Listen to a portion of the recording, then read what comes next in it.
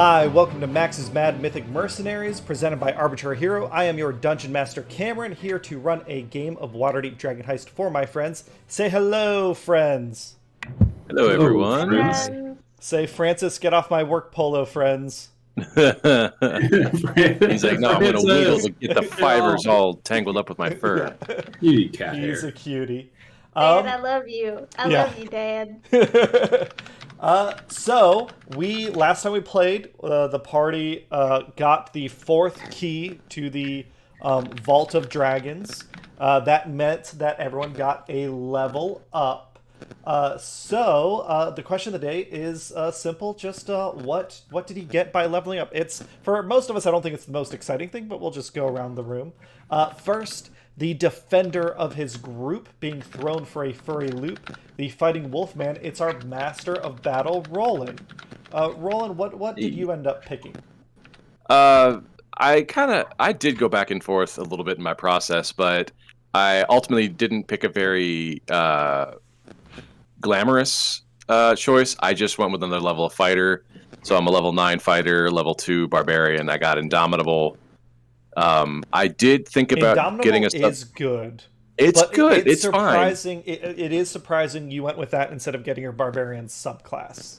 So yeah, I thought about that, and the obvious choice was Path of the Beast, right? Because I'm like a lycanthrope now, and it's known, and But one, that implies that I have a mastery over this lycanthropy that literally just happened to me like a few days ago. Mm-hmm. And two, Roland, discarding his weapons and just taking a chunk out of people with his jaws. It doesn't feel right to me just yet. Yeah. He's much more protective than that. Than just like going out and just mauling people to death like that. He's much more of a soldier than he is than a brawler. Yeah, I can feel that. And the most iconic, the best Path of the Beast mutation, being the articulated tail, is not really wolf themed. It's not wolf. I thought maybe claws and that such thing, but even that doesn't change to your fighting style. Yeah.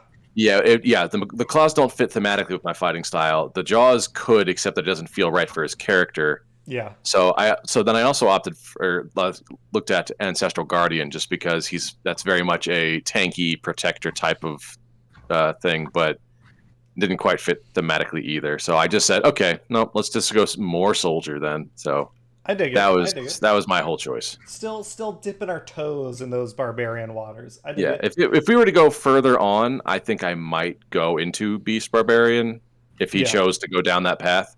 The other outside choice was Zealot Barbarian, because he was flirting with Paladin there for a while. Yeah. Getting some of that divine energy. I like it. But we'll see how that goes, if that ever goes. She's started a brand new church, and her baby god, she will not allow you to besmirch.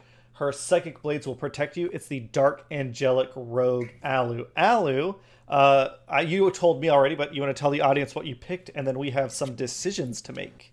Yes, so I decided to take an additional level in cleric, which I think gives my character a better, connects better with my rat baby. And I need to choose a divine domain.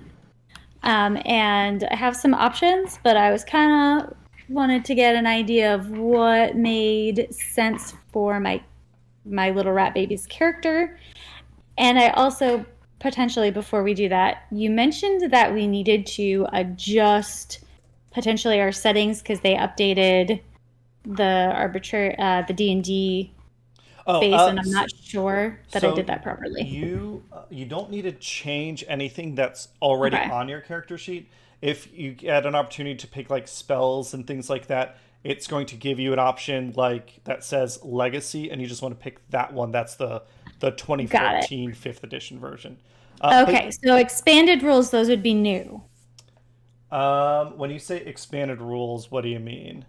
So in my divine domain, there's Yes. expanded rules. You get Arcana, Forge, Grave, Order, Peace, or Twilight domains. In the legacy rules, Death, Knowledge, Life, Light, Nature, Tempest, Trickery, War, and then there are 2 critical role domains, Blood domain and Moon domain. Yeah, and we won't worry about the critical role ones, but yeah, so you'll go with the legacy ones. Okay. And to the end of which subclass or which domain kind of fits Aeodon better. So we've kind of worked on Aeodon together, and both of us have shaped kind of his portfolio and stuff. I mean, he's a god of justice, but he's also a god of like city and civilization. But I could see like there's also that sense of trickery that like rats can have, that has definitely come to the fore with Alu's past and behaviors and things like that. So it is, I'd say it is up to you mostly. I guess, do you have a preference on domain that you're looking at? So I'm glad I asked the question about which ones, because I was thinking Twilight made sense, but Death also makes sense because it like ties into my necrotic aspect. Yes. I don't know. I have to play with it a little bit. Twilight could be a good one. Twilight also. clerics are fucking strong, man. Yeah. Like, not that we'll be in it too much longer, but Twilight clerics are busted. So what Twilight, I guess if we're thinking about Aeodon and his what he's done and his kind of nascent deity status, I think Twilight cleric could absolutely make sense, if that is the one you want to go with. I think it is, because it also ties into, it's got, let me look down here. It has, was it Twilight? Had something about, I was looking at peace, I think, originally. Basically, it added like you can restore hit points to someone. So like healing was a lot like part of what I was doing with the Rat Baby Man. If you want to lean into that, peace would be really good for that also. Twilight and peace are both very strong domains. I don't think you could go wrong with either one. Peace is very, very strong. Almost annoyingly so for a DM to deal with. But I'll allow it if that's what you want to go. I think want to do this too much longer, man. This campaign's gonna end anyway. Go peace. I don't give a fuck. I think that's what I want to do. I think that ties in with kind of what I was leaning into with his character. Yeah, I think absolutely peace would be great. And at level 2, yeah, a bomb of peace is a little bit of extra. Healing can kind of mean the difference between a TPK and not. I dig it. Next, the clever trap maker of his new home, Waterdeep's favorite little inventing gnome. He'll save the day with what's in his pocket. It's future mad magical artificer Sprocket. Sprocket, you've been an artificer up till now. Are you sticking with it? Are you multi-classing? What are you doing today? Truly, I enjoyed the Artificer class a lot, and I like all the wacky options that come with it, so I'm just going to stick with that course probably through the end. But at level 11, I get an extra 3rd level slot. That's great. We love that. But I also get a spell storing item, which I can choose either a weapon or a magical focus, and I can store either 1st or 2nd level spell in there, and I can cast it equal to double my proficiency or double my spellcasting modifier, which is a +5 for intelligence. So I get just like 10 free spells I can put into something. I really like that thematically and narratively, because Sprocket's like going a little transhumanoid. He's been upgrading his armor, but he's also like now got this 3rd arm. I like to imagine the arm of Manshun is your spell storing item. Like you can cast those particular spells with that arm kind of thing, if you're down for that. I think that's a really cool flavor. I love that. I dig it. Yes, I haven't. Wilhelm is essentially an NPC But he doesn't do much adventuring, but I still have been leveling him up, and every time I level, I'm like, oh, that would have been cool to play with. So as a lore bard, level 11, the big thing he's gotten, he's had his magical secrets for a little while now, and bards are awesome still. Next, blowing up trees and buildings like a dragon, broke but still carrying more cash than an armored wagon. To defy her magic would be folly, the future-sighted wizardess Holly. Holleries go delicately. Yep. You hit level 11. Yep. As a wizard, what sort of cool stuff do you get? I learned 2 new spells. So I learned a 3rd level of Lightning Bolt.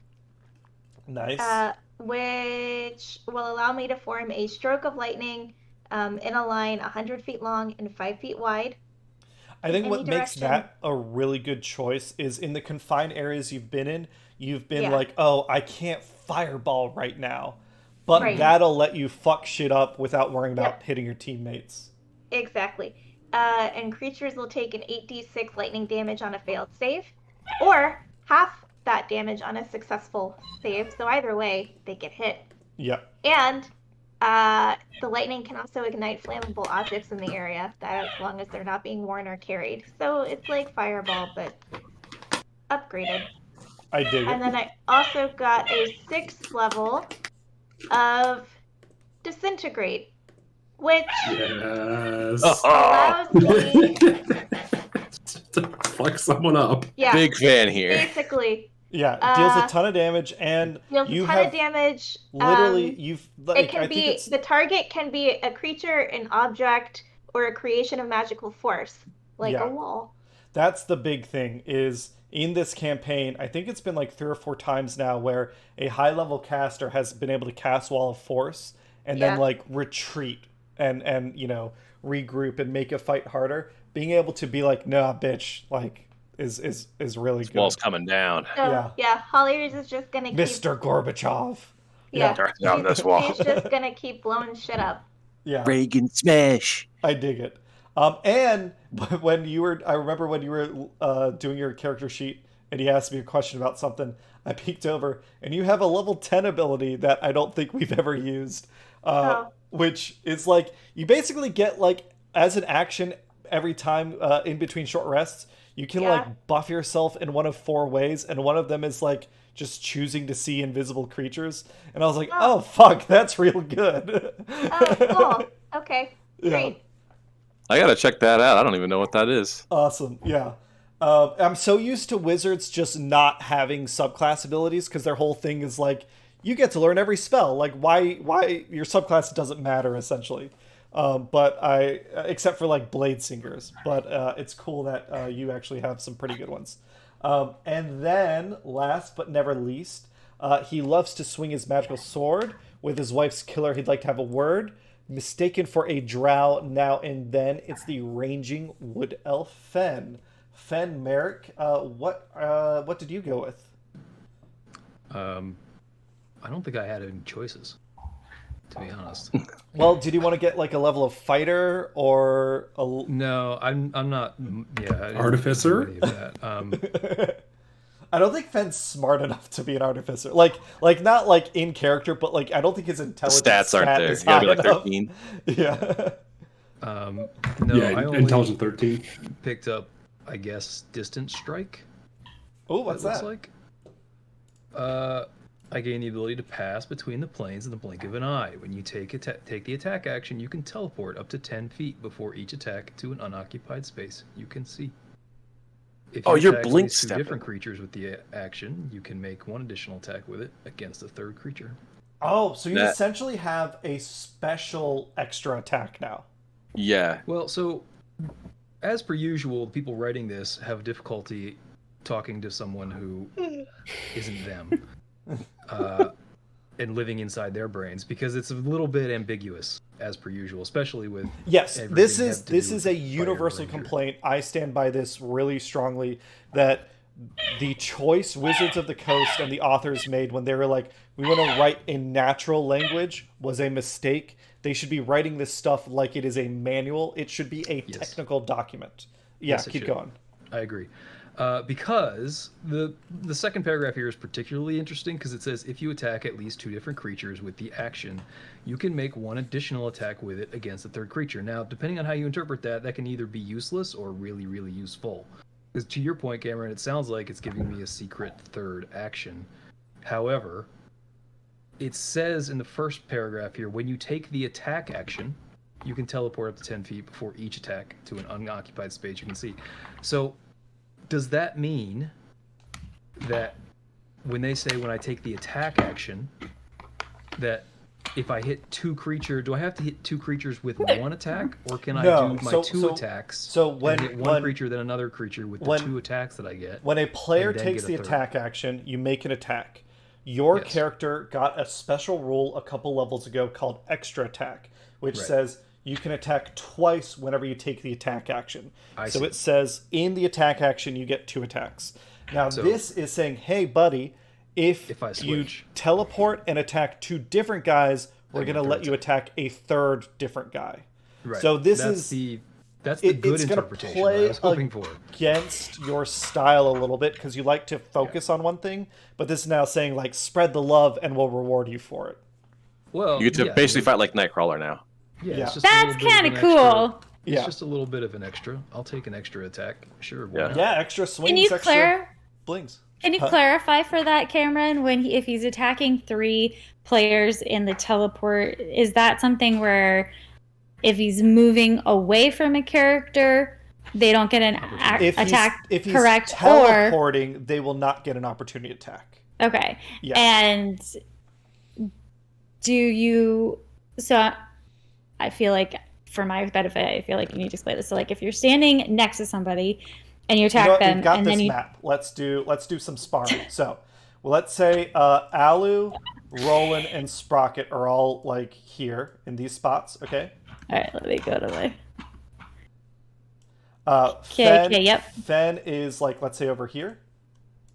Yep. Okay, so Fen first at the start of his turn, and he's not using his movement, and he uses, let's say he doesn't bonus action Hunter's Mark. We don't worry about any of that stuff. First attack, Fen will pick a target. Let's see, he picks either Roland or Sprocket. He, as part of that first attack, he gets to teleport 10 feet, smacks Sprocket.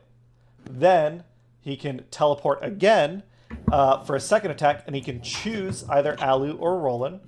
Blinks over, smacks Alu. And now that he's attacked both Sprocket and Alu, he gets another attack, which also lets him teleport to kick Roland in the dick. Awesome. And That all is of exactly what I happens was curious about. without him getting an opportunity attack, either from leaving someone's threatened area or from entering Roland's threatened area specifically, because Roland has a special rule about that. This is teleporting. This isn't like regular movement. Now, secondary question. I Cool. think I know the answer.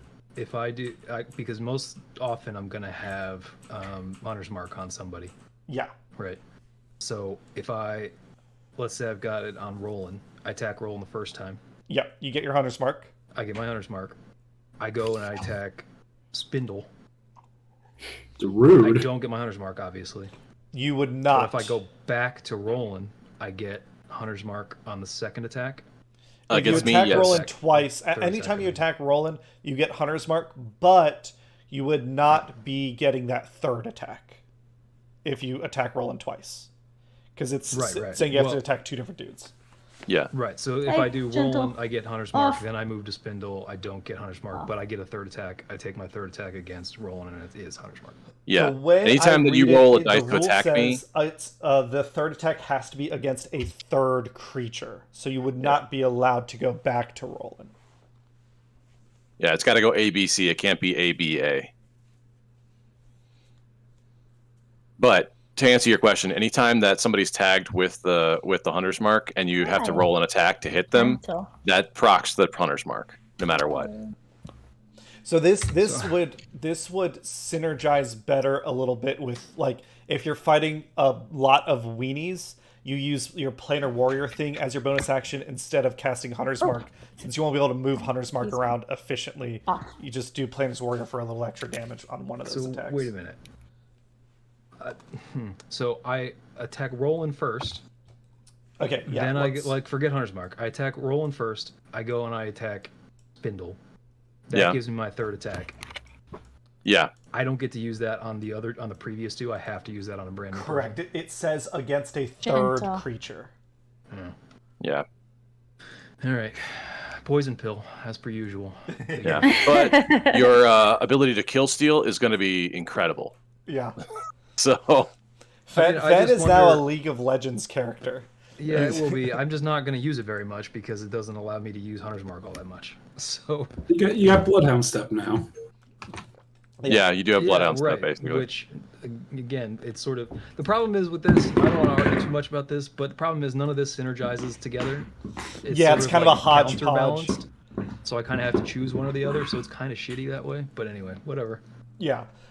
It's definitely... I mean, this goes back to our discussions about the Ranger and how, like, they kind of didn't really know what they're doing with it, and they keep, like, adding options, which is great, but for someone who's trying to, like, streamline a build... It's not really the class to do that, unfortunately. Yeah, like, Distant Strike is clearly at odds with Hunter's Mark. Yes. So yeah. Why would I have to use one or the other now? I love that the Saga of Fen is the textbook of complaints of why the Ranger is bad. Frustrating. Yeah. I wouldn't even say it's bad. It's just they've fixed so much. It's not numerically bad anymore, but it is frustrating and unsatisfying in a lot of ways. Yeah. Mm-hmm. Poison pills. It's just a lot of poison pills all over the place. To that end, the new edition of D&D fucking didn't fix the Ranger's biggest problem. I'm so sorry, Ian.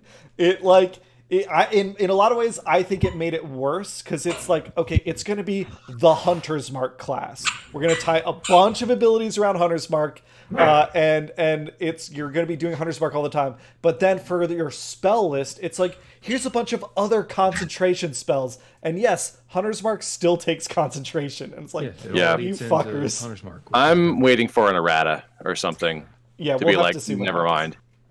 All right. That's bullshit. And no Artificer. Yes. Yeah, and no Artificer. Well, that's weird. I wasn't really... The Artificer wasn't in the original player's handbook, I'm sure. Yeah, but neither were Goliaths, but they added those. Yeah. That's fair. I'm expecting a 2024 Eberron or 2025 Eberron book that'll add the Artificer back in. But we've segued a little bit. Our current campaign is Waterdeep Dragonheist coming to a close. Last time we played, the party successfully obtained the Bright Sword of Waterdeep, which I believe, Fen, you should have on your person, hopefully. A really cool magical sword. I do. To that end, I think it takes attunement. I don't think he has too much to attune to right now anyway, so should be good. Yeah. But you get all those fun abilities. So whenever we do combat next, don't forget about the Waterdeep Brightsword. Just like essentially all of you have gotten something, right? The 4 keys to the Dragon Vault in and of themselves are powerful Water Davian artifacts. I believe the first one you got, which you didn't even know really what it was for, was the Cup of Waterdeep Elementals that Holly received. The second one, I think, was Sprocket's Ring of the Weave. The third one is the Celestite Unicorn that Roland possesses. And then the fourth one being Fen's Bright Sword, the Waterdeep Bright Sword. Which all 4 of these, you find that now that you've attuned to them, you cannot unattune to them. They have a magical energy of their own that, as Danny and Ian shake their heads like, why would we ever? That's unattuned. Yeah, we did not read the rights and agreements there, the license agreement. Yeah. Try to take this thing off. Try to take this. Mine's gonna break. Try to complete. Oh no, wait, Cameron, is it an artifact? These are, I believe. Let's see. What's it say on your thing? Are they? Yeah, I was gonna say if they're considered artifacts, Ian, he can't break it even if he wanted. Ring legendary. Okay. For mine, legendary. If it doesn't say, then maybe it's not. But if it's artifacts, then these things are kind of fixed points in space and time. I do have a question though. Yes. No legendaries up there. Hey. This hey, one hey. requires attunement by a character proficient with scimitars. I think you're a ranger. You gotta be Yeah, proficient your with rangers scimitars. have all martial and simple weapon proficiencies. And then obviously you have these 4 powerful items, and then Alu has Aeodon, a nascent god that she protects and gives her power. So you all are, I'd say, stronger than the average level 11 party, level 11, 12-ish party.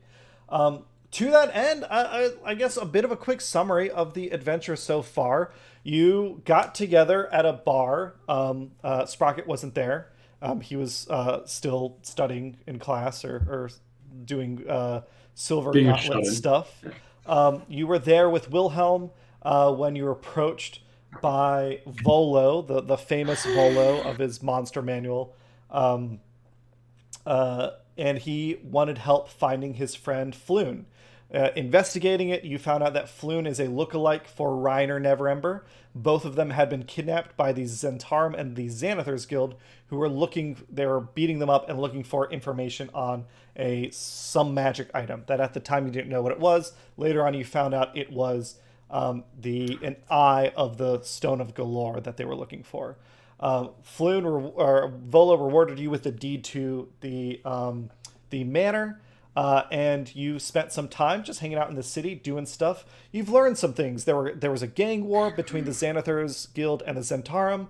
There was an increased drow presence in the city. You got approached by different groups looking for help on different tasks, able to gain some reputation with them if you chose to help them out, that sort of thing.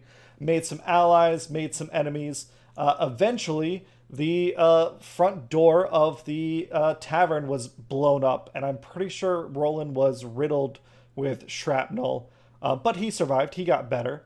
And you investigated what happened, what was behind the attack. It turned out that the tavern next door across the street was actually the target of the attack. And there was the Stone of Galore was found by Holly Rees, I think, in among the bodies.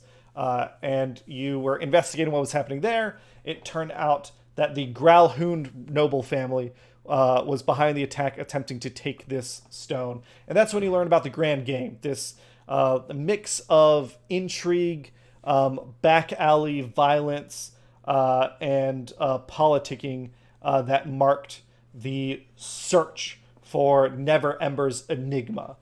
Which, oh god, how long has it been since we've looked at the whiteboard? It's been a hot It's minute. been a while. Let's see. I I mean, forgot how we out had of it. date is this? Probably. Yeah. Holy. Yeah.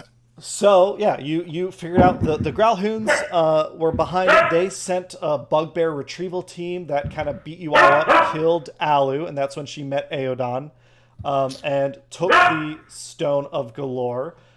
You tracked them back to their villa, and you witnessed an attack by Zentarum and by Bregandareth on the villa. You went in, kind of navigated between the two factions as there was basically a big massacre in the villa, and you eventually confronted the Growlhounds and got the Stone of Galore. With that in hand, you started searching for the eyes. You learned that it had 3 eyes that you needed to collect in order to awaken it, which you've successfully done. The eyes were in possession of Xanathar, the Xanathar of the Xanathars Guild, with Manshun of the Zentarum, and with the Castellanters. One by one, you went and you heisted eyes. You also got Silgar from Xanathar, but you did manage to return Silgar and deflect any attention in that way. And then at the end of the day, the Castellanters approached you directly and said, hey, we need help. We need the stone and its power to save our children. And while you didn't necessarily, I don't think you were 100% on board with what they're going on, you have suspicions and evidence that they are devil worshippers. There is their missing son that you never really figured out what happened with him, Osvaldo, but they have the 2 children that their birthday is coming up, and they basically need to make a sacrifice of a certain amount of coinage before the children's birthday. And in fact, that birthday party is noted in today's edition of the Waterdeep Wazoo, if you wanted to check that out. Other than that, some other interesting things have happened. Bregan Dareth is involved in this somehow. You've been running into drow here and there. You've haven't really like Fen has kind of a point of contact, but hasn't dug too deep into things there. You have the completed eye. You used it to learn the location of the fourth key. You actually got the other three keys of the if we're thinking about order of operations for the adventure, the intended design was you get the three eyes and then you get the four keys. But instead, you did things, freely, the way a good DM lets the party kind of explore the world naturally. You ended up with 3 of the keys before you even got like 1 of the eyes, which I thought was very funny. But now you have the completed Stone of Galore. It is a new day, so all the things that recharge with a new day, you've already long rested, I believe. But you, if you have your keys, those might have charges that come back with dawn. Hannah Hollyrees gets 2 new portents. I don't know if there's anything else to recharge, but it's essentially the next day. And it's up to you all what you want to do. Do you want to go find the vault right away? Do you want to use some time to prep before you pass the the no save point in the game? The no save point. That's a good question. We'll just New Game Plus. It'll be fine. Yeah. While we're thinking about that, Cameron, can I ask you another question? No. Damn it. What's up? So on my Implement of Peace feature, you gain a proficiency in Insight, Performance, or Persuasion, the skill of your choice. It only allows me to choose Performance, which is not what I would like to choose. I would like to choose Insight, but it's not letting me choose that. You might already have expertise in Insight from something else, so it won't let you double stack it. Because you're there's a term for you, Cherie. It's called a skill monkey. No, this is a thing. This is a legit thing. Rogues and bards are skill monkeys, where they get a lot of proficiencies and a lot of expertise. So you, as Alu, if we go look at your skills, you're already half proficient in everything. Everything you're half proficient in. Then you're proficient in more skills than anyone else. And you have expertise, which is a thing only you and bards get, which basically doubles your proficiency. But you also, I believe, have a feat that gives you extra skills. And yes, it does. Aeodon gives you extra stuff. So because of that, you the reason it only gives you 1 option left on that cleric ability is because you've already picked every other option available. So it's basically like, all right, fair enough. That's what it's doing. It's not like restricting you from picking the other stuff. It's just like, hey, you've already got all this shit. Here's what's left. As good as it gets, basically. Yeah. Got it. I mean, because it would be really nice to just boost that insight even more. That'd be lovely. But that's the point of mind reading at that point. But the way you would who doesn't want that? The way you would boost insight at this point is by boosting your wisdom score. Yeah. Yeah, that's a little harder to do. Yeah. Yeah. I've tried boosting that as much as I possibly can. The next time you do it is if you gain 2 more levels in either class, you'll get an opportunity to boost your wisdom score. But if we're still playing, we're ending the campaign. Like there's no other milestones except the end of the game. Yeah. So everyone will end at level 12 except Ali will be level 13. Of course, we could always come back to these characters after a long break at some point in the future if people wanted to. I'm never going to close the door on them and their shenanigans. But this campaign, the intention is for it to end with the treasure. I guess we can talk about that out of character. My intent is the campaign's going to end when you all have the treasure and you decide what to do with it. That is, to me, a big point of the campaign. And you know, I don't know how much you all have thought about that. It feels like your characters are very much like in the moment style thinkers, not really long-term planners. Gonna invest it into a high yield savings account. Live off the dividends forever. We'll get a shipping company. Yeah, I've heard of Oh this. no! Stock Stop. in- Yeah, Omnicorp, is that Yeah. up and coming? They've got an IPO coming out soon. Jeez. But yes, so I don't know if there's really anything to do with this board now. I mean, obviously it's always available if you all want to tinker with it.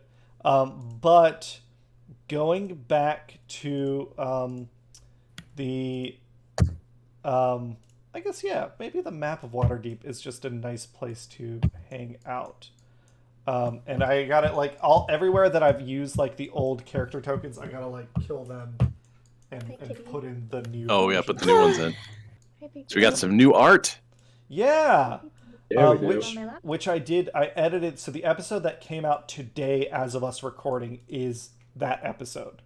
So yeah. What I mean, it's really like right now. It's kind of very open ended with what do you all want to do? Well, I feel like potentially when we go and get this treasure, it might make sense to take Reiner and Everember with us, because familial tomb or something like that, right? Yes. Yeah. Possibly. Refresh me. Do we have any idea of where it might be? Yes. Yeah. I believe you asked the stone. Okay. It's like in the graveyard somewhere, I'm pretty sure. Yeah. If I recall vaguely correctly. Yes. Has something to do with the family crypt, I think. Uh-huh. So let's see. You all going back to my notes.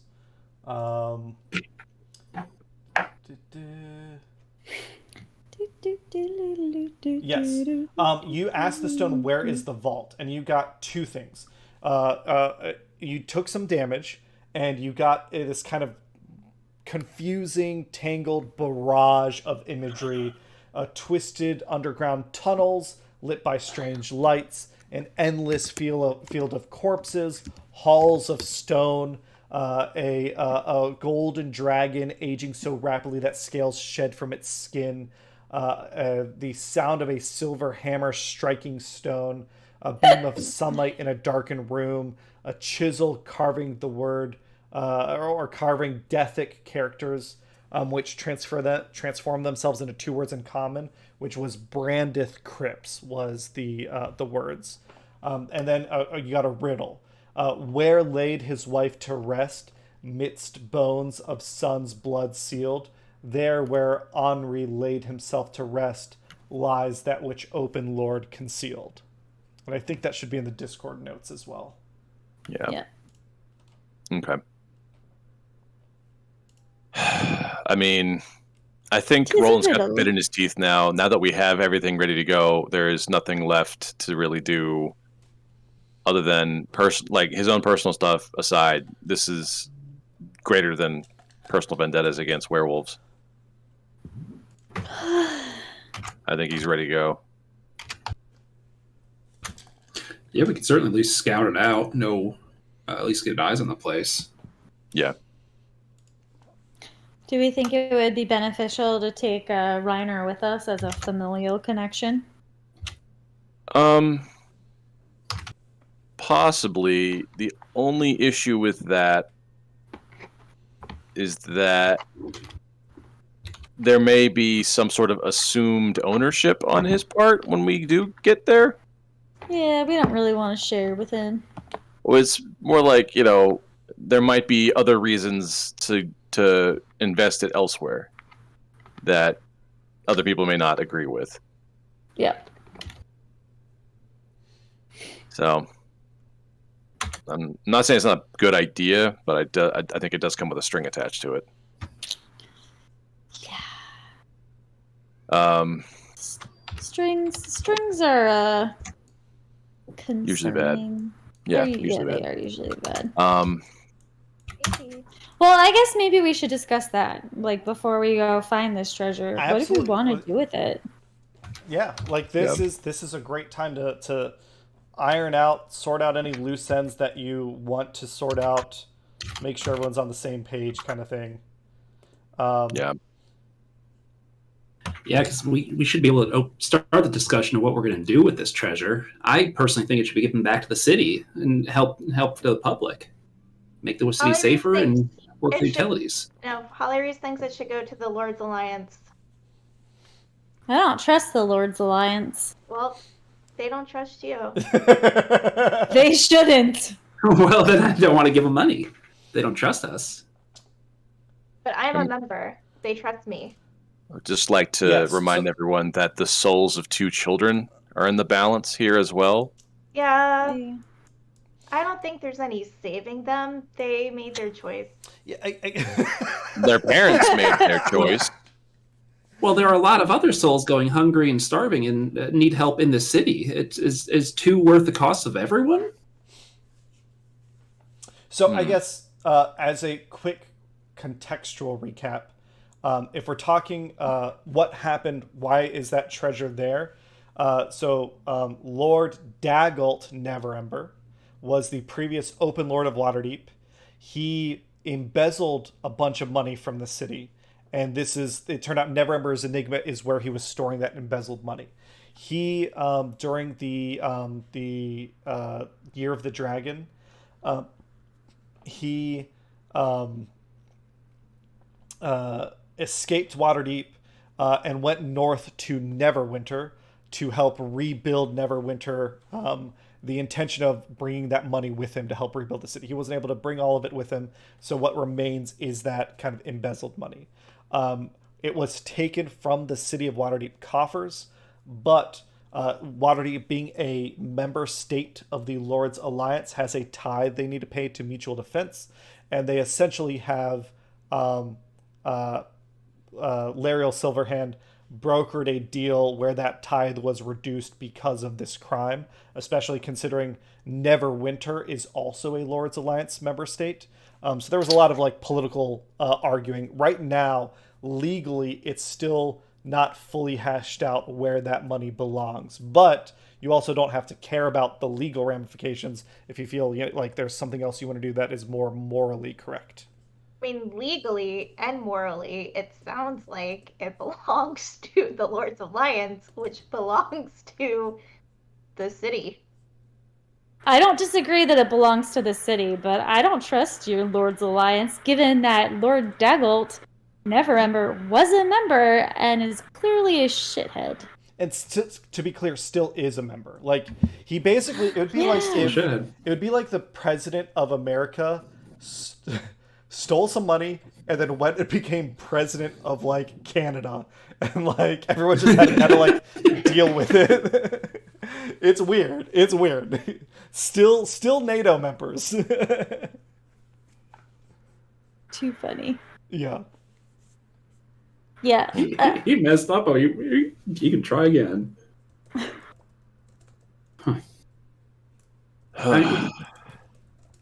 Did we ever find out what the actual contract is for the Castle Lanterns? So they, well, how good of a note did you take? I feel like I thought we had a verbal contract that we'd help the they, kids. They described the ceremony and the sacrifice they need to make to you, I believe. Yes, One short of like 10 million dragons, and a dragon reminder is the Waterdeevian term for a gold piece, and they have been dragons are gold. Say it again. No, dragons are gold. It's not worth stopping for. Yeah. What we have established is, remember, you were finding out rumors, and the reason Bran Stonebridge, the alleged killer of your sister Roland and Fenn's wife, is in Waterdeep. he's been working for the Castellanters collecting gold. You actually managed to confront him at one point with a bunch of this collected treasure. He's basically been shaking down businesses and anyone who has owed them money to liquefy and get that gold. And they admitted that they are at about 5 million gold pieces. So they are 5 million short, and that is the amount that is in the vault. What they basically have to do is what they said is there's a ritual they have to conduct, and they have to burn and sacrifice in this magical fire the gold, and it's literally will like burn away into hell, and that will what they said is that will free their children from this contract. Hey, can we ask the wonderful Stone of Galore if we can't just like sacrifice the Castellanters and clear the kids and like? Well, that's what I was wondering. It's like, what's three the children and like make their parents pay. What was debt? the terms of their like benefits here? Like, were they guaranteed like fame or something? And No, the reason that the children were the benefit. They had fertility issues. So they had all the success and stuff. So if we kill the parents, if we sacrifice the parents, then the kids are going to be orphans. They'll be fine. They're like Batman that. Orphans. They're not like real orphans. They're rich orphans. Someone's Alfred, gonna take it's care fine. of them. Yeah. They'll be fine. They'll be better off without their shitty parents. Oh my god. So wait, they took a deal that gave them the ability to have children, but then they have to give those children up. It's basically like a payment contract. Their children are gonna get repoed. It's ridiculous. That's pretty ridiculous. Okay. But yes, you do, and as a reminder, you have the Stone of Galore completed. It's able to cast legend lore so many times a day. So if you do have questions for it, you can absolutely ask it. But it does come with like a price. Yeah, it comes with the price that you're paying, man. Yeah. It's kind of fun for us. Yeah, I'm sure. It's gonna bite us in the butt. I'm down to find out what's going, like if there's an alternative. I vote we don't give them the Castellanters the money. They don't deserve it. I don't really think it's worth it. Not that, 2 kids' souls aren't important, but I mean, we can try to find an alternative, but I don't think there is one. I guess I should preface like, do we care? But yeah. I don't care enough. I don't care enough.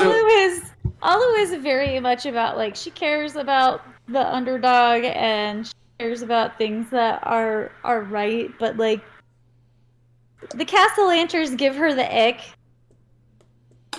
So the exact wording of the contract is they need to sacrifice 1 million minus 1 dragons. Yes. Yeah. Right. Is there any way to replicate or 10 alter? million minus 1. 10 million, yeah. But the word dragons is what I'm focused on. Could we find some other lighter material and perhaps draw 10 million minus 1 dragons on a piece of paper? It didn't specify coins, but if we give them something else to sacrifice in there, it's a kind of loophole you need to get at a devil. So I don't know. You can try it and see what happens. I'm trying to solve my problems by making things. We gotta ask the stone, I think. we could spend a charge on that. I can take a look. Is it whoever asks the legend lore takes the negative side of it? No, it's attuned. It would be Roland. He's attuned to it. Alright, so I that's don't know one if that's of a our question we can ask, but that's all I got. You can ask it anything. we'll get shitty answers because Cameron's the one making them up. Do we have? Not nice, but okay. Do We know your Oh, work. okay. I'm doing my best. Jeez. We love you, but we know your work. You give us not much to work with. Yeah. Do we have Revivify or access to something like that? Yes. Yes. To what? Yeah, Revivify, the spell. What is that? I got it. It's basically if you die and it's been less than a minute, someone can bring you back. Ah. Good to know. You also Um, need a diamond worth 300 gold. Yeah, and we probably have at least 600 gold worth between all of us, right? Yeah. I'm thinking that we should probably ask the stone whether or not if the kids like their birthday's today, right? Holly Reese has no comment on how much gold she may or may not be carrying right now. Sounds like somebody is reaping what she sowed. Yeah. But anyway, I'm just curious whether or not if the deal was they're supposed to die at some point, right? So on some point in the timeline. But if they die before that, and then we resurrect them, though, does that null and void the contract? It's their souls, Okay. not their bodies. Yeah, but the terms of the contract, they're supposed to like, I don't know. Oh, that's a good question. Well, I see what you're saying, that they're supposed to at least exist till their birthday when they'll be taken away. You're saying if it's voided, if it's ended earlier. Yeah. I don't know if Or like if the clock's at 11:59 p.m. we kill them, and then wait like. Kill children? Yeah, it's an interesting approach, Nate. I'm just saying it's supposed to happen right at this time, right? And if they're not there when it happens, and they miss the minute mark, and then you resurrect them right after that minute mark. That's clever. I'm just thinking out loud. Well, I'm not saying we should. I'm just saying, just The wor- spitballing ideas here. the worry is Revivify has to be done within a minute of them dying. So I don't know if bringing them back exactly midnight would null and void. Okay. But I'm afraid that if they die, the soul is just going to go straight to hell. Yeah, that's true. It might already just be like collected. Do they make a address has already been written. contract in the D&D world? There should be like a physical contract you can read. There is. What's the contract really say? There's probably one in Avernus somewhere in hell. Yeah, there is a physical contract. What they have done is they have described the contract to you. They haven't shown you a contract, but your characters would know well enough that somewhere there is a physical contract. I don't think we ever found it, right? Correct. No. Okay. Why didn't we ask to actually see it? Because let's be real. I don't trust them at all. They could be lying. They probably are. Yeah. I don't think Sounds like they're we need a lawyer. lying. I don't think there's a way that we can break or find a loophole in this contract. It is something we talked about before is contracts made and held by Asmodeus. He is like the king of all devils, the ruler of hell. He's like essentially the Dungeons and Dragons equivalent of Satan himself. Yeah. True. So his contracts, Pretty airtight. there is no recorded instance of someone wiggling their way out of one of his contracts. There's a lot of Greek tragedies about heroes that attempted to do so. I feel like somebody needs to get really like expert at playing the fiddle. That's the only way you can beat the devil at his own game, right? Okay, I like that. You got a couple days to practice. Who can be that good? I sort of feel like, Okay. if you made the bed, you lie in it. That's sort of how it goes. Yeah. I mean, wasn't there like other kid? Like, isn't he already like a devil or gone or something? Like he already got taken to hell or something? So Osvaldo Castellanter, Holly Rees knew him growing up, and then he disappeared when he turned 18. And you never found him, but during the last meeting you had with the Castellanters, when they gave you the Eye of Galore, and they talked and confessed to this stuff, they said that they previously there was a downturn in the market, and they were unable to pay the contract payment on Osvaldo, and yes, he lost his soul. And it was very sad, but there was nothing to be done. Yeah, that one has already happened. I thought these kids were little. Like, how are they like? The other two were like 8 and 9. They are they're 11. They're turning 12. Oh, okay. Or something. Maybe they're turning 10, and their birthday is on the 12th. It's been a while since I've worked through the notes on them. They are younger, but because they missed one payment, their timeline to pay got shortened. And they're twins, right? Isn't that what it is? Terenzio and Elzarina. We'll say they're turning 12. For some reason I had this thing about thirds, and it was like reducing 18 by a third is 12. So somewhere back like before we took so many breaks in this campaign, I had like a very tight devil numerology like thing here that you all could have like played with this really interesting puzzle that I kind of eventually stripped out because I was like, we don't have time for this shit. Got it. Given how long it takes us to do anything. Yeah. Okay. Well, we can visit this later. I think we need to get going on actual plot. Yeah. Okay. How many days do we have before the birthday? I know it's within Today a few. is Marpanoth the 2nd. You have 10 days before their birthday on the 12th. Okay. Got it. No pressure. No pressure at all. It's like 8 months of sessions, though. So. Yeah. I mean, we should just go do the Baldur's Gate 3 thing and just find someone to teleport us to hell and find the contract itself. Mm-hmm. Okay. So, I think at the very least we need to start prep shopping for a dungeon dive. Yeah. We know we're going underground.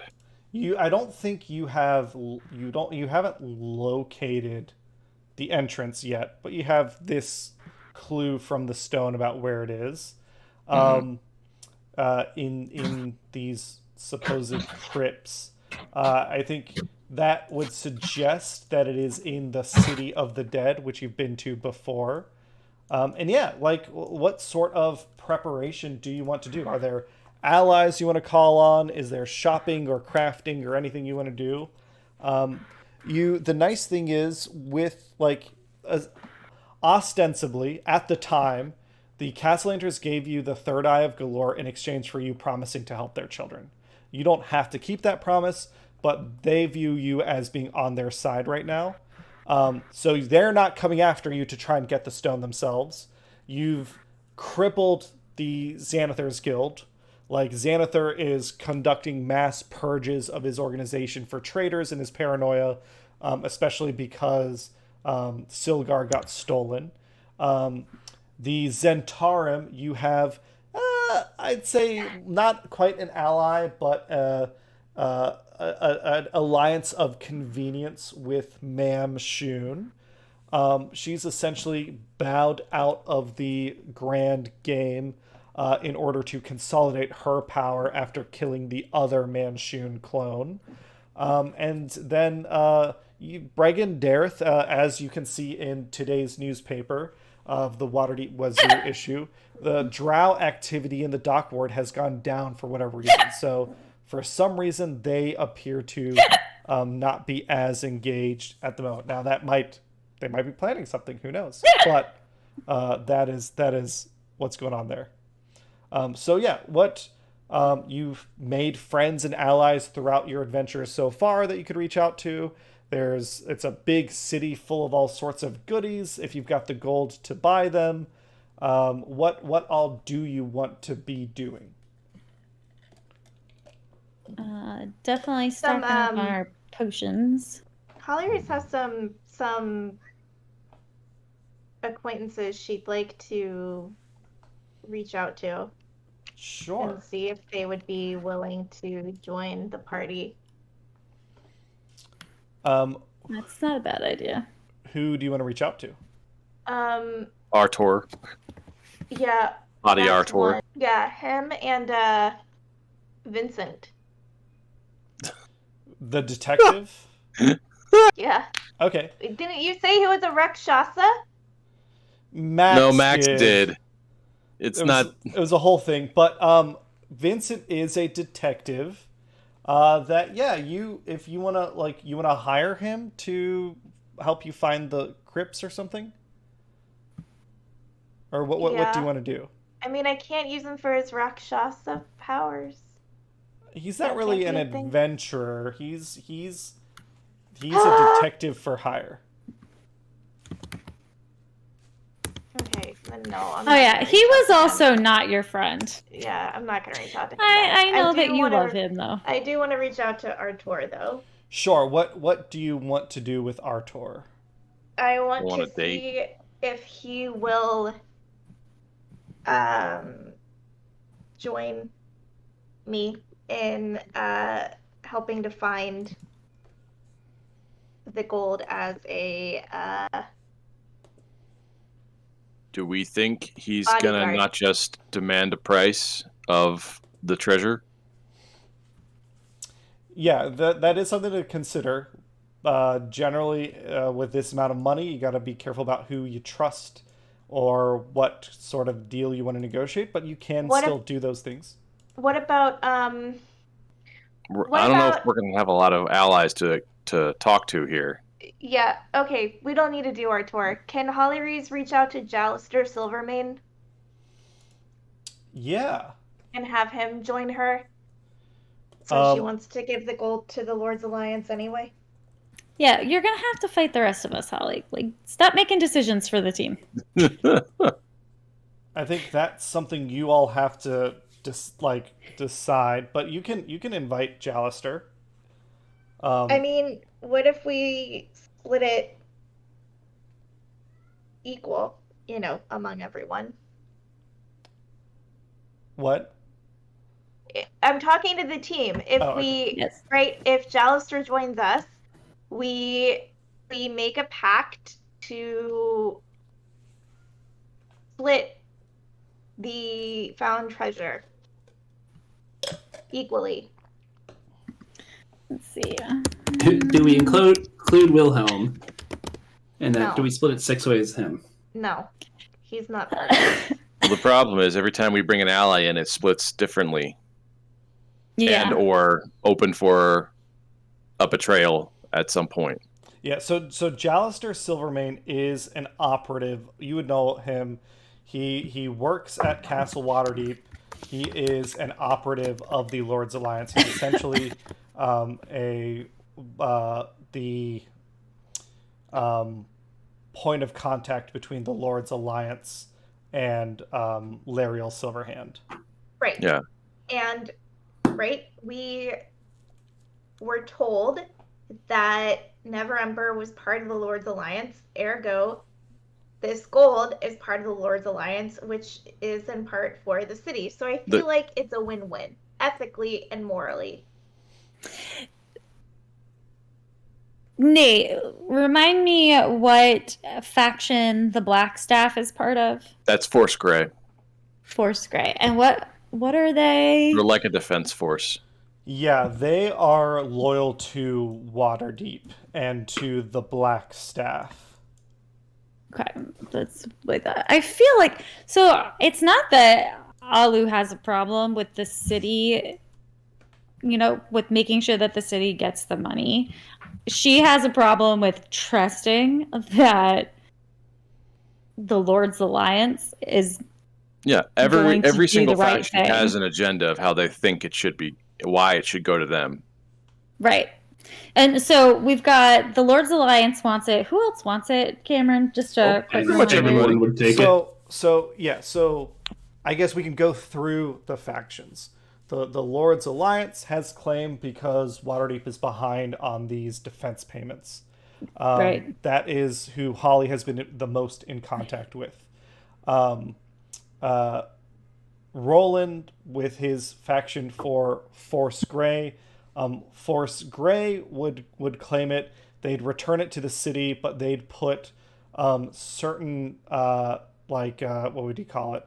Certain rules. They'd want to enforce certain rules on how it's spent in regards to like magical research and stuff. Then I guess Alu, you've been the most in contact with the Castellanters. They want it so that they can save their children. Sprocket has been working with the Order of the Silver Gauntlet. They'd essentially use it to fund adventuring and do-gooding around the world. And then fund, programs in the city, but also stuff around the world. Summer camps, after school teams. Yeah, soup kitchens. And then Fen, while he hasn't really attached to any faction, he has worked with Bregan Daerth a couple times.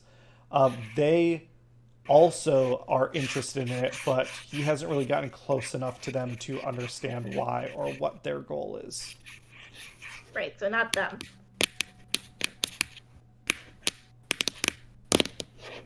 Yeah. Why would we give this to anybody? Why would we give them to any of these people? Yeah. You could always keep it. To help. That's the argument. What are we going to do keeping it for ourselves? Well, why would we trust them to do all of the do-gooding So, after we give it to them? To that end, Why don't we just if do you it keep ourselves? the money, you'd have a lot of money to spend to protect yourself from all the factions that are going to come after you if you keep the money. Yeah, exactly. Let them come. We have Can we defenses. make- The tavern's Can we ready. make a pact then that if we find it and we keep it for ourselves, that whatever we split it equally among the 5 of us, and whatever we keep is what we tell is to whoever asks, like, this is all that was found, this is all. We that just we need to have. fake our deaths when we go down there. We never come back out. No, Holly Reese isn't. I- No, I'm not doing that. I feel like we might not have to fake our death, Nate. Yeah.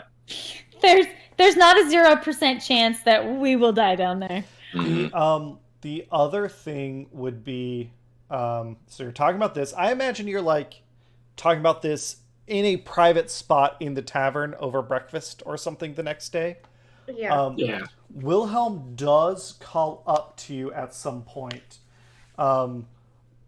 He says, Dowell, Harpel, and Albert Potate are here to see you all. Potate. Yes. Hey, you made it on the Feywild. It's just a kind of a quick wrap up of the last session. So Dowell hired you to get the Bright Sword away from his wife, and his payment, being the company of Crazed Venturers, they have several they have basically a lot of treasure they've amassed over the years, as well as some magical items. So Dowell comes in with a bag and drops it off for you. In it is a rust-colored bag of tricks. Bag of tricks. A serpentine owl. Gauntlets. A serpentine owl, like OWL owl? Yeah, I'm typing it for you. Give me a second. Oh, okay. Sorry. Gauntlets of ogre Like what? power and a fuck. quiver of a Lona.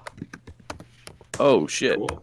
So, he lets you know that his wife is recovering.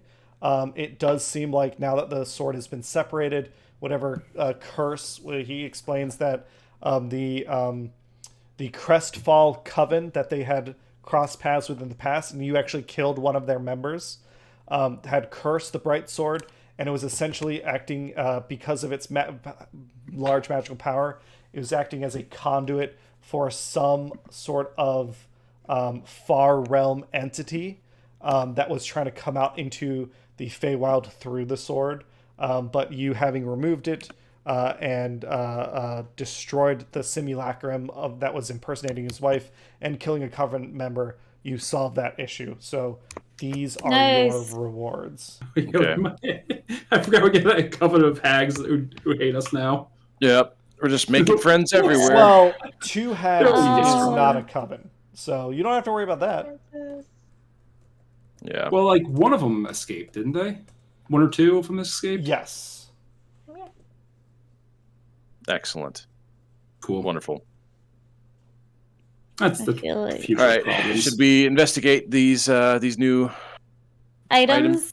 Yes. Yes. Hey, Serpentine Francis. owl. All right. What did we get here? I'll feed you guys in just a little bit, okay? So I can start casting Identify on them. Yeah, if you wouldn't mind. I know what the quiver and the gauntlets do offhand, but Same. Serpentine Owl and the rust-colored bag of tricks, that's a new one. Come here. Yeah. You can Oh, I'll start with that then. Time investigating. Yeah, we're kind of talking about it, eating a big egg breakfast. Thanks, Reggie. Handy. The Serpentine Owl is basically a little figurine that you can like deploy kind of like a Pokeball where you throw it anywhere within 60 feet of you, you get a giant owl for 2 hours. Nate, you can't say Pokeball. Nintendo will sue the piss out of us. Yeah. They Yeah. won't. They'll sue Waterdeep Yeah. Yeah. or the Wizards of the Coast. Which, whatever. Yeah, fucking. Yeah. Fuck Is that a Hasbro. one-time use thing, or do you get the owl back? You can do it again after 2 days. Okay. Posting these in our little chat. Yeah. While we think about this, can I ask this supposed treasure that we're going to wind up with, do we have some concept of how much that's actually going to be worth? Well, $5 million, essentially. Well, the Castellanchers are asking for it, and they're asking for 10 million, so we have to assume it's close to that. Well, They have half of their. The treasure okay. the treasure is 5 million gold coins. It's Yeah. worth about 5 million gold coins. Yeah. So he's got How much silver, though? Yeah. 50 million silver, if that helps. 500 That's million what it's. copper. many That's platinum? what it's Hmm. worth, but that Like doesn't electrum. mean that that's what it is. Is that like the Castellanchers curse? Does it have to be the equivalent of 10 million minus 1, or does it have to be actual dragons?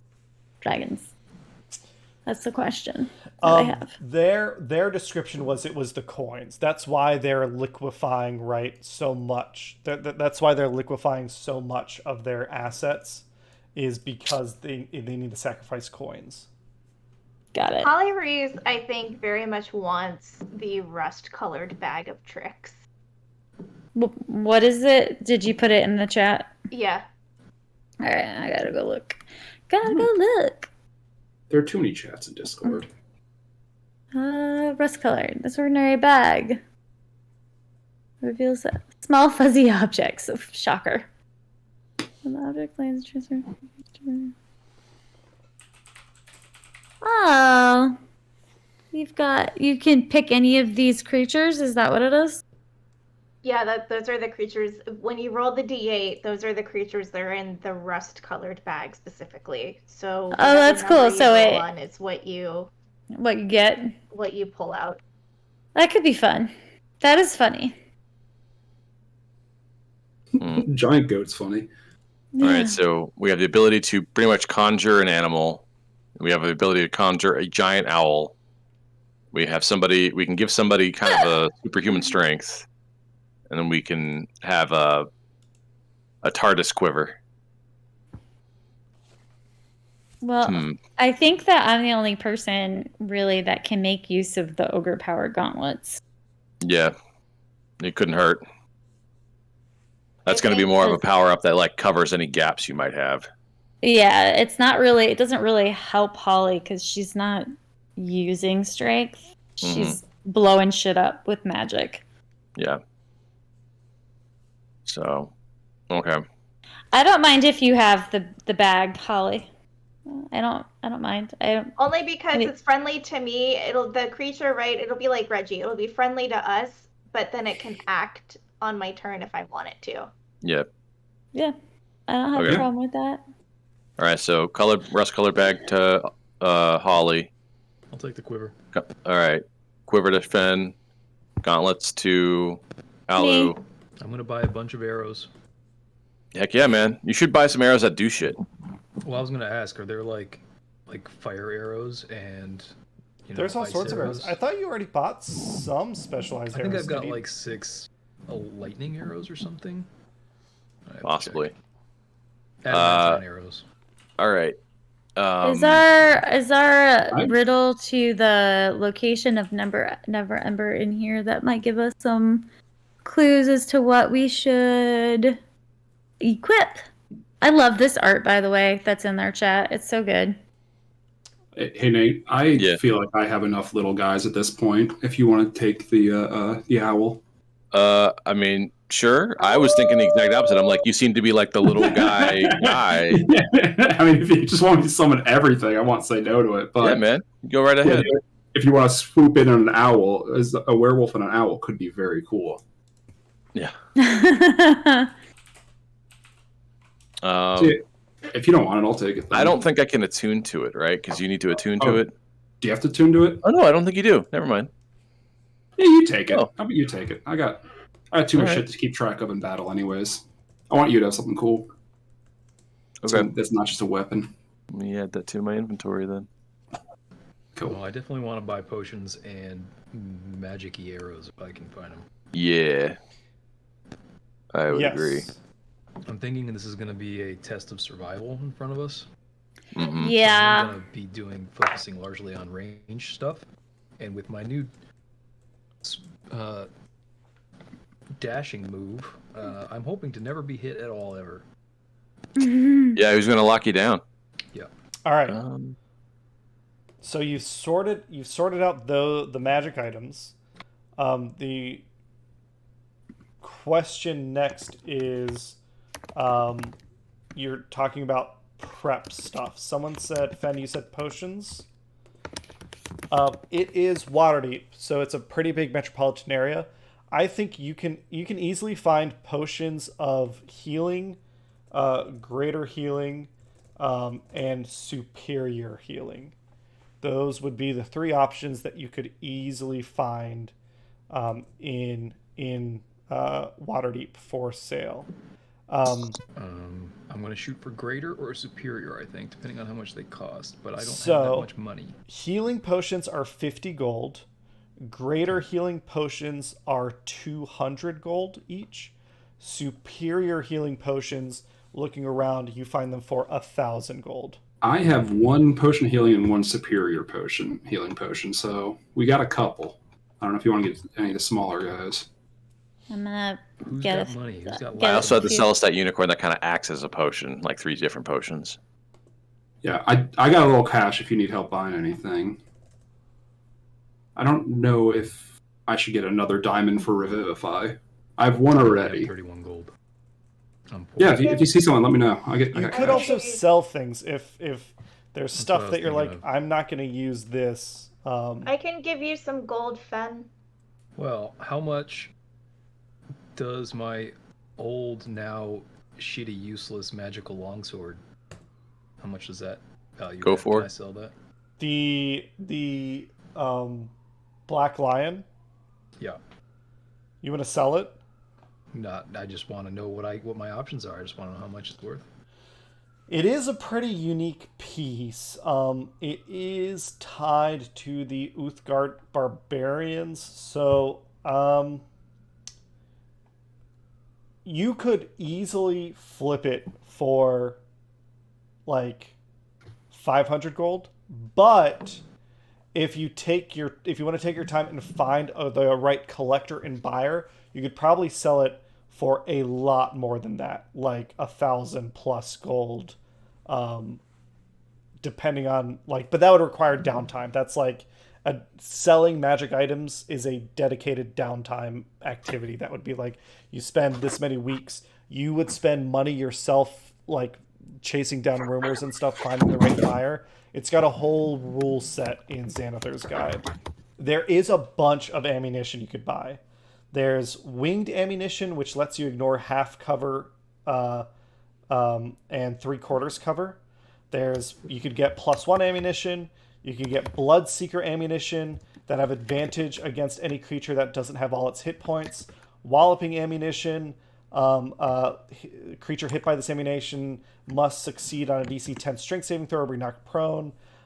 There's hand mortar ammunition. That doesn't really count. Now, the thing about walloping arrows is if the target fails that check, they would fall prone, making melee attacks against them have advantage, but it'll actually be harder to hit the prone creature with a ranged attack.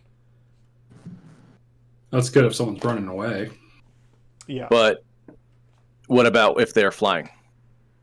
I mean, then they'd fall and land prone. Yeah, that's actually a whole lot of damage if they're flying. Depending on how high up they are. Yeah. How much can we sell items for? If it's mundane gear, it's half the buy price. Okay, because I have some splint armor that I'm not using anymore. It's worth 200. Yeah, so you'd sell it for 100. Awesome, gonna do that. And then magic items, you can sell magic items. You'll kind of take a bath on it if you're trying to flip it quickly, but if you're willing to wait and find the right buyer, you can sell it for a lot more. Dried leech arrows actually look pretty useful. The what? Dried leech arrows. Dried leech arrows? Mm-hmm. Roll using this ammunition. The leech springs to life and sinks its... Oh, yeah. Yeah, this would work. Oh, I see. Because it doesn't have arrow in the type. Or, sorry. It has arrow as the type. It doesn't have arrow in the name. So my search didn't make it pop up. Well, that's annoying. I wish there's got to be a filter here for me to, like... Let's see. Game rules. Let's go to magic items. Are the prices different for every campaign? Because like, why don't they just give you a price on the... Magic items pricing is really, really bad in 2014 5e. There's an assumption in 5th edition that you can't just go buy magic items. They're not common enough for them to have a unified price. I don't see cost even for just like arrows. Those should have a cost. 0.05 GP. Yeah, so you can buy them in groups of 10 for 0.5 for half a gold coin. Oh, okay. So I can carry 60 in that quiver. I've got 20 now, so I need 40. Oh, bundle size is 20.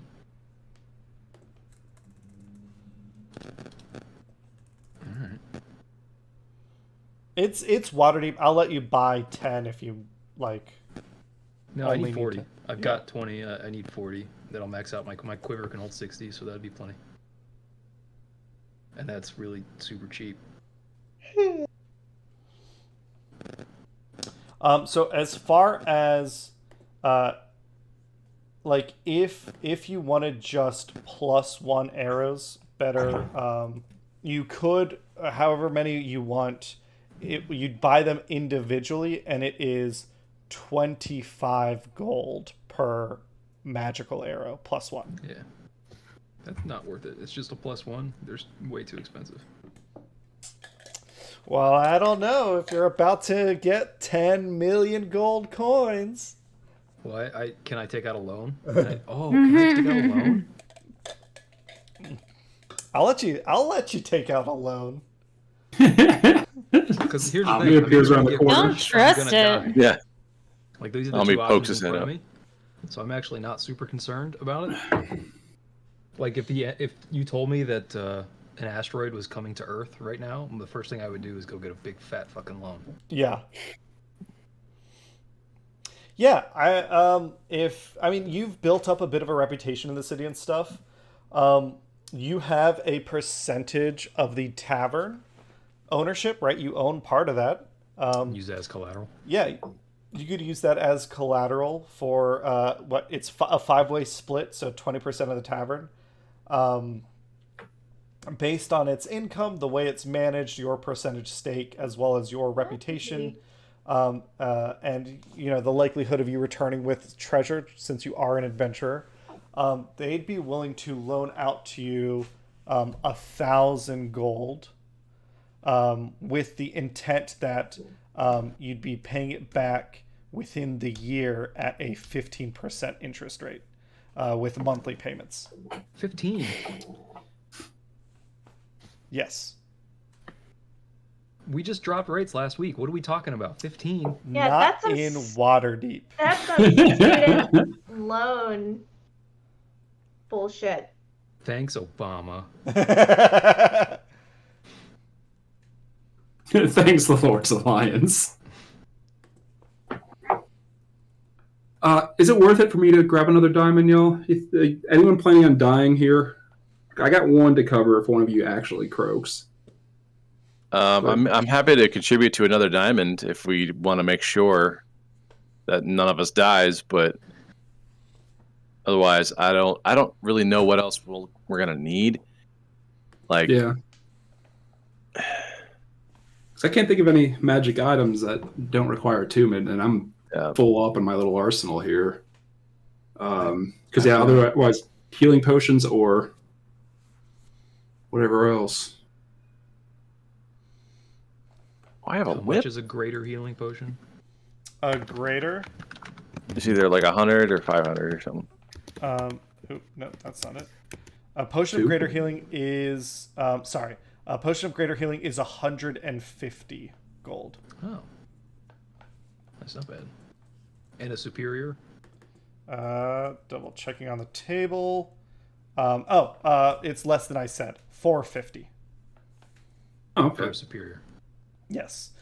Healing is 50, greater healing is 150, superior is 450. The prices that I said before were me searching something outside a table that I use, which I should not have done. Sorry for the mix-up. Yeah, can I grab 2 regular healing potions and then another 300 gold diamond? Yes. Anyone wants to throw money at that, that's cool, but otherwise I can front that. Yeah, you're gonna buy one straight up. Yeah, I got money. Here, I'll give you. I'll put in for 100. Awesome. Cool. I'm gonna take out that loan because, why not? Wait, can Holly Reeves grab a single potion of healing Yeah, absolutely. for 50? And the loan isn't just for Fen. If anyone else wants to take a loan, you absolutely can. No, Holly Reeves doesn't take out loans. Yeah, Holly's all her money goes to a dragon anyway. Can she also? Could she also sell her Mariner's coin? I saw that too. Yeah, what? I don't even remember what that was. It's a hammered copper piece with a shining lighthouse, and when I present it to a non-hostile sailor, it grants advantage on one charisma check to influence him or her. It's not really a magic item. It's more of a cool little collectible. Unfortunately, it's not worth... It's a copper piece. It's worth a copper piece. It just has special meaning. What if she took it down to the docks and tried to persuade one of the sailors to buy it off of her while she uses it on them? She do that? Yeah! Sure. She gets a golden piece out of it. I bet she gets a gold piece. Sure. That's making money. You go down to the docks, and you're basically saying what? Hey, I have this expedition, and I need an investor. Yeah. Give me a persuasion check, Holly Rees. Hey, I already have 5 magical. Persuasion or charisma? Persuasion. Never mind. With advantage. Yes. Yeah. Excellent. Hey, Ollie. That's not bad. Why are you looking so sad, Ollie? And again, okay, 18. It's looking 18, good. baby. Yes. So with an 18, you talk to the sailors. They know your family name. They know what's up. They say, this expedition, is there a good chance of a reward? Holly says yes. Oh, jeez. They'll write up a contract. They'll pull together money. You think we can 10x within 3 years? What are we talking? I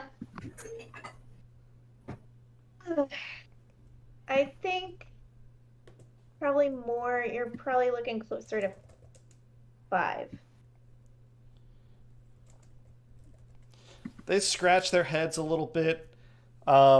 Think about it. They say like 5 within what time frame? 5 within 3 years. They say, I mean, they talk to each other, like, yeah, I mean, it'll help us like pay off mortgages, like we can put our kids through school, and she's a go delicately. They're good people. Yeah, you with the coin and Yeah. they'll you issue some shares of stock, and it's a group. Make a note. It's a group of about 20 sailors, and they have pooled their life savings together to Man, invest. you are laying it on thick, man. They're investing 400 gold coins with your investment. Okay. Worth more than a copper piece. I wasn't wrong.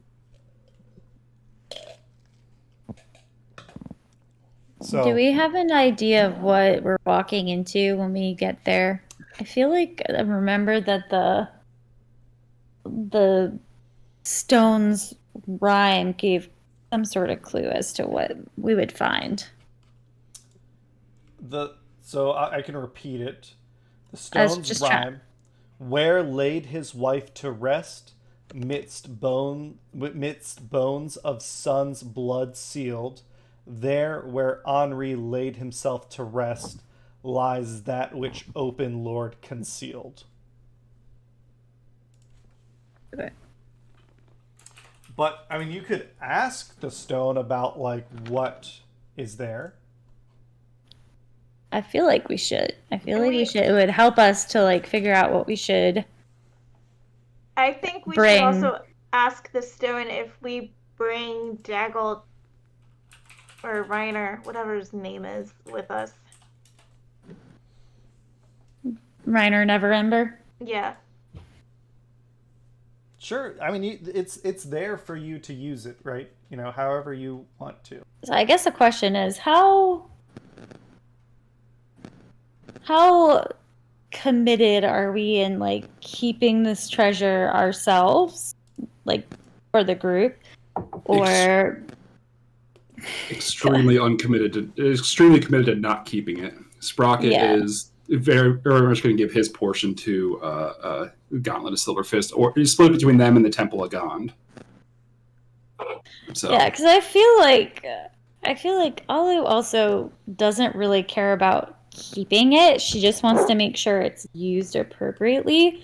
So I feel like, to Holly's point, like she wants to give it to her faction. I feel like perhaps if we invite the leaders of each of the factions that are supposed to be performing functions in the best interest of the city all together, we have more people to face whatever's down there, and then everyone can sort of split it however we want. Take it all and we put it in a trust. Yeah. We line them all up and make them fight over it. Yeah. That could happen. We host our own happen. Waterdeep tournament, and the winner gets Our own Squid Games. But that's the thing, though, right? If we bring our designated person from each faction with us down there, how do we know that one of them isn't going to betray the entirety?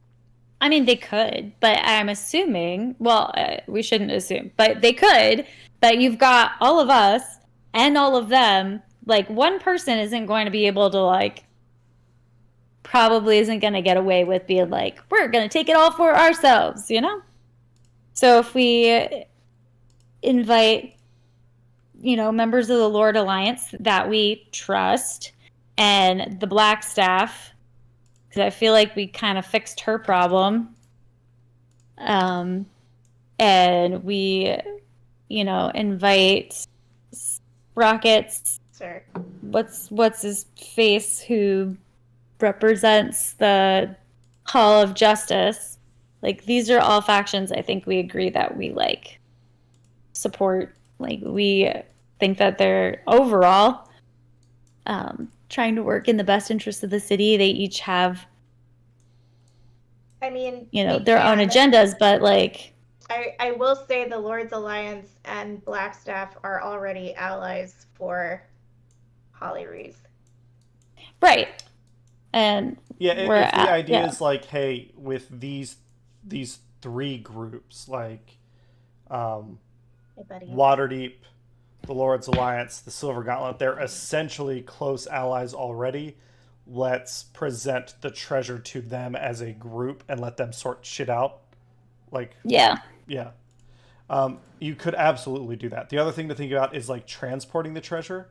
Like, do you want to hire some carriages or something? It is a large amount of gold with some decent weight to it that you'd be moving here.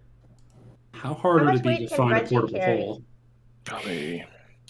That's a good idea, Sprocket. He's not carrying the whole thing. It's like a room full of there's a whole room full of gold coins. It's like metric tons worth of gold. Well, if Sprocket can open a portal, we can just push it all through. just bring a bunch of like brooms. Yeah. Just put it in Ollie's room. I'm sure it'll go fine. If he opens a portal and Holly prestidigitates it through. Clean up aisle 5. Or if that'd be funny. Or if we can find a portable hole, either a portable hole or a bag of holding. I don't know how. They do have limits to how much mass they can take on. I don't think it's enough for what you're trying to do. Okay, well then, at Shree's point, I could ask Jelzar for another teleport scroll, and we could just dump 5 million gold into his lab. Yeah. Crush him. Let's see. So we're probably going to call this a session soon. But if we're trying to do some quick math on the amount of trade cash. Would I Banishment. It would be about 100,000 pounds. Jesus. Banishment wouldn't work, right? Because this gold technically is not a creature. You could stuff it. If you had each sack. You could get sacks that can carry 100 pounds of stuff. So you could get 1,000 sacks. It's like we're going to need those strength gauntlets after all. Right? Really. That's why he really gave them to us. Well, yeah, the bag of holding gold 500 pounds. So if we just have 1,000 bags of holding. The hoard as a whole is, if I'm doing my math right, it would be about 140 cubic feet. If you're thinking like volume. Would a spirit of something be able to hold a physical object? A spirit of something? I think it depends on the spirit. Let's see. Okay. Certain spirits say they can, and certain spirits don't say they can. So it almost seems like we might have to get someone involved to haul this out, unless we just do a covert operation to stash this absurd amount of money in our basement.